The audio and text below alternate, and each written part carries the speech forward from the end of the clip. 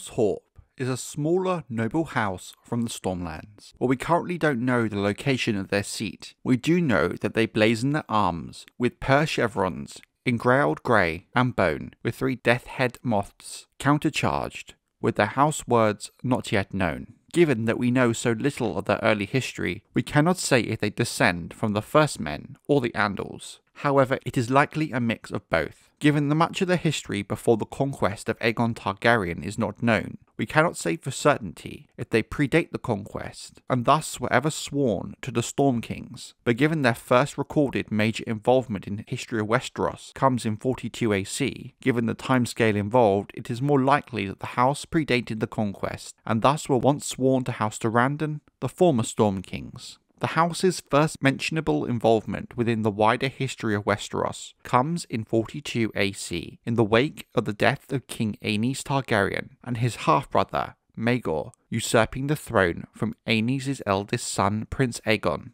Harys Horpe, known as Death's Head Harry, the name in reference to the sigil of House Horpe, was a knight from House Horpe and a member of the Warrior's Sons, who were part of the faith uprising that set the stage of Aenys' death and Maegor's rise. In 42 AC, Horpe was stationed at the King's Landing chapter of the Warrior's Sons, based in the Sept of Remembrance on the Hill of Rhaenys. When Maegor came to King's Landing after his coronation to take control of the city, Harys fought in the Trial of 7, in which 7 of the Warrior's Sons faced King Maegor and 6 of his champions. According to several chronicles of the events, Sir Harys lost his arm to Lord Lucifer Massey, one of the king's champions. One of these accounts states that he then tossed his battle axe into his remaining hand and buried it between Lord Lucifer's eyes, while other chroniclers suggest Deathhead's Harry simply died in the fighting, with no great acts of valour or courage. The next notable member of House Horpe comes during the main book series.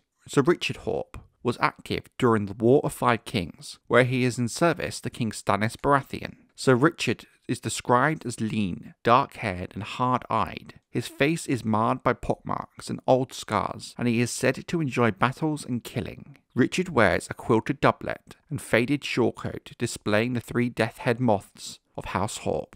As a young squire, Richard wanted to join the Kingsguard, but after Queen Cersei Lannister objected to him, King Robert Baratheon chose another knight. We currently don't know if House Horpe always supported King Stannis in the War of 5 Kings, or if they started by siding with his younger brother, King Renly. But we can say Ser Richard Horpe fought in the Battle of the Blackwater, therefore they either always supported Stannis, or rallied to him after Renly died. When the Battle of the Blackwater began to turn against Stannis, and it became clear there was no hope of victory, both Ser Richard and Sir Justin Massey convinced the reluctant Stannis to retreat back to Dragonstone to regroup. Given that, Ser Richard and the other men in service to Stannis travelled north to the Wall. Thus it can be assumed that House Horpe also remained loyal to Stannis after his defeat at the Blackwater, unless Ser Richard is a rogue element, acting on his own accord. During the battle beneath the wall, the wildling Dormund, one of the sons of Tormund Giantsbane, is killed by a knight with moths on his shield. While it could be another knight, it is possible, unlikely, this knight could be Richard. While Stannis holds court at Castle Black, we find out that Ser Richard is among the Queen's men. The Queen's men are members of Stannis Baratheon's court who have converted to the faith of R'hllor. From what we can gather, Ser Richard is an ambitious man, as it is known he desires to claim Winterfell, although in truth Stannis has no intention of granting the castle to his knight, especially one of relatively low standing. During one of Stannis' war councils, Ser Richard advocates for attacking the Dreadfort and House Bolton directly. However, Lord Commander of the Watch, Jon Snow, dissuades Stannis from this path, with the king instead marching to the court of the Northern Mountain clans. After Stannis is victorious in the fight by Deepwood Motte, Richard serves as his second-in-command on the march to Winterfell. The army stops at a crofters' village in the Wolfswood. Richard tasks his men with fishing in 2 nearby lakes which had frozen with thick ice as the weather had worsened. With Stannis' men slowed by the ongoing blizzard, Richard insists they must press on to attack Winterfell sooner rather than later, or starve and freeze to death. During the events seen in the Winds of Winter sample chapters, which are currently subject to change, Sir Richard is present along with Sir Godry Faring and Sir Clayton Sugg when Stannis interrogates Maester Tybalt about his loyalties. Richard is then put in charge of disarming Arnulf Karstark's men, while Stannis breaks his fast with Arnulf,